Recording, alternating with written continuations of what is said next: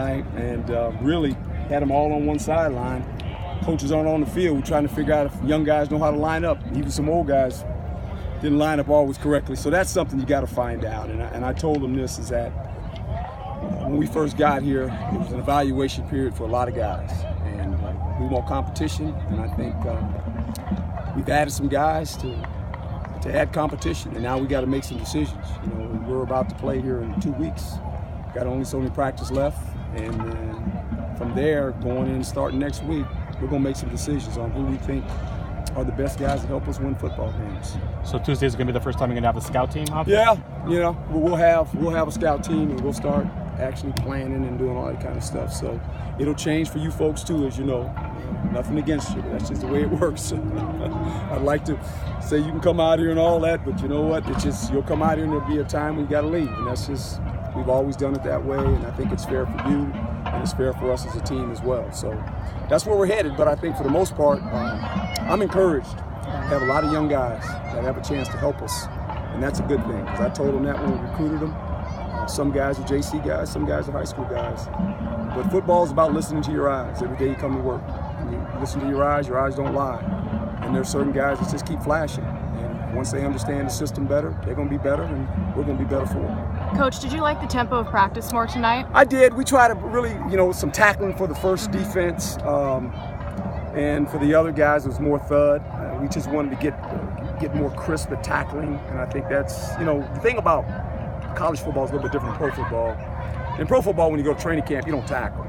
Basically, there's nothing live until you have preseason games. We don't have any preseason games in college football. Maybe that's why they got 120 guys or 110 guys running around. They're supposed to beat those guys up. But I just think there's a way you go about doing it, because safety is always my number one concern for players. You know, I'm a former player, and never want to put players in harm's way. You want to make sure they taught how to tackle properly before we even get into that tackling. And we've done a lot of that during the spring. We've done a lot of it thus far, so it was good to let them do this tonight, figure out where we're at, and now we got to make some decisions. And no Nikhil tonight, but you know, in your experience, coach, player, ESPN analyst, what attributes of his wide receiver play are just superior? Well, the thing I love about the guy, he's a competitive young man. You know, I was fortunate enough to have him in the Under Armour game, him and Cabral, and I got him when he was in high school as a senior. And that showed up in the All-Star game with a bunch of five-star guys. You know, he kind of stood out. He likes competing. Had a little bit of a headache tonight, so we kept him out. You know, there was a couple of guys we've kind of said, okay, I kind of know who the guys are now. So, okay, treat everyone fair, don't treat everyone the same. That's generally my rule. And so some of the guys didn't practice, so we just held them out. And next week, we'll get all the guys in place that are supposed to practice. Some guys are nicked and bruised, and I said, you don't have to go. They wanted to go. I shut them down. So that's kind of how it works for me. Did you like what you got out of this Saturday more than, say, last Saturday? Yeah, because it was more organized. We did a better job of it. I thought when we got them on one sideline, it wasn't so hard getting the special teams in and out. You know, we wanted to kick the ball off and cover and do all those things, have certain situations. So we got a lot of things done because football's about to start. So it's good for the coaches, too, because the coaches needed to stand on the sideline instead of behind the guy, oh, you line up over there, right? You got to stand on the sideline. Coach Likens, if you were wondering where he was, I thought he was you know, only in gesture and in honor. He was up in the tower like Bear Bryant. You know, he was calling the plays from up there. I said, you really want to go up there? Right? Okay, he goes up there. So we try to orchestrate everything like that. Next Saturday or next Friday, we're actually going to go in the stadium. We're going to have a walkthrough, a complete walkthrough, have the coaches go in the booth, upstairs with the headphones, the whole 9 yards, have a team on the other side, go through the pregame, everything we do, so we can get the routine of what's going on, because I need to see it too. You know, there's a way we want to operate and orchestrate it. There's a lot of young players here, new staff, how we collect information on the sideline, how we collect information from the booth, what we're looking at. We'll create situations. It'll be a game, but it'll be more of a walkthrough game. So that'll be kind of fun Saturday.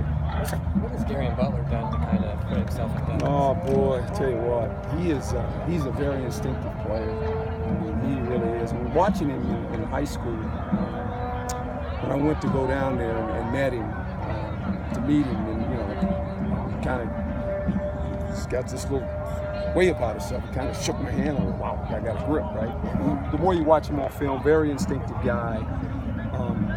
Great instincts inside the box. Can read blocking, and he has a punch to him. I mean, look, you always tell players you want to leverage the tackle. He's already built for leverage. He's not the tallest guy in the world, and you can't see him. You know, really, you can't see the guy, and he's quick. He sees the hole, and he's decisive, and he's a really good tackler. He's built to be a tackler, and so he's going to help us. There's no doubt. He's going to help us early too. I mean, you guys see it. Offense got him over there playing fullback. You know, so okay, here we go. See what happens. Could you see a case where all three of those freshman linebackers could be on the field together, or is that too much of a stretch? Let's see. Never say no.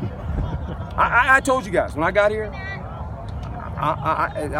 When I tell you something, it's the truth. I'm not kidding. I mean, I know a lot of people said there's 12 guys that weren't here that are going to help us. They're going to play. Are they starters? I don't know that yet. We'll figure all that. They are going to play football for us. That's the way it works. And I just think your eyes always tell you the truth, and you can't lie to the players. The players have figured out who the good players are. So you better play. You had number 32, right? A little walk. Yeah, Lucas. Yeah. He was here a couple years ago. He was a DB. He came back this year. He's a track guy, Paul Lucas. And then he left, and so he comes back. He's a walk-on guy. He was a DB early. 3 days ago, he said, "Coach, I'm really a running back." I said, "Really? Go play running back." Had a nice run today. Yeah, I was going to say, everybody got all jazzed up. Oh yeah, because the guy just went over there like 2 days ago, you know, so it's amazing. He wanted to go do it. I said, go do it, and he showed up.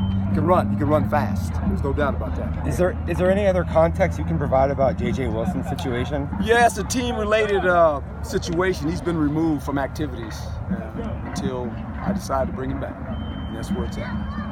And Steve Miller, when do you expect him back? Yeah, he'll be playing. He'll be practicing Tuesday. Yeah, he's fine. He's just, guys are a little licked up. A bunch of guys. Cabral, if you watch, he didn't practice. There's a bunch of guys that were out. You know? So it's just I'm trying to save guys right now because I know going down the stretch, we want to be a fresh team. You know, when you get a certain part of the time in training camp where you know they're tired of hitting each other, they're tired of competing against each other, they want to start planning. So next week we're going to get into some planning and still work on things, but I think the atmosphere will change a whole lot. Coach, how are you personally 2 weeks away from it? Well, no, I'm nervous. I'm getting nervous. I only get nervous when my wife calls me coach, because then I know I'm in trouble. But other than that, no, I'm excited. I love this game of football. I mean, I feel very comfortable with my feet on the grass. I missed the coaching part of it. I miss the teaching. I miss being around it, being in the bubble with the guys, every day. And I think they're kind of figuring out who their coach is. I always have the players' best interest in mind. I think I'm earning their trust. When I say things, they listen to what I say. They don't just hear me; they're listening, and that's a good thing. You're starting to reach out to them and talk to them about things, and they understand. So it's been a lot of fun. I mean, I've enjoyed every day. Get here every day. The sun's not up. When I leave, generally the sun's going down. So there's no hours when you're coaching. It's just you come in, and when you enjoy what you do, you don't worry about the hours. You just enjoy the time that you're in the building around the players and the coaches. You mentioned the preseason games. Is it different not getting suited up and having preseason? It's a little different, yeah. In the sense, and I was talking to Kevin, we were just sitting back there, me and Mawai, laughing. We were going, "You would never do this." I said, "I know." And it's just, that's the way it is. You got 4 preseason games, and you plan it out accordingly. How many reps are your starters getting? Classic was Curtis Martin. You guys know him. He's in the Hall of Fame. He was my running back. You got 2 plays in the preseason, total 2.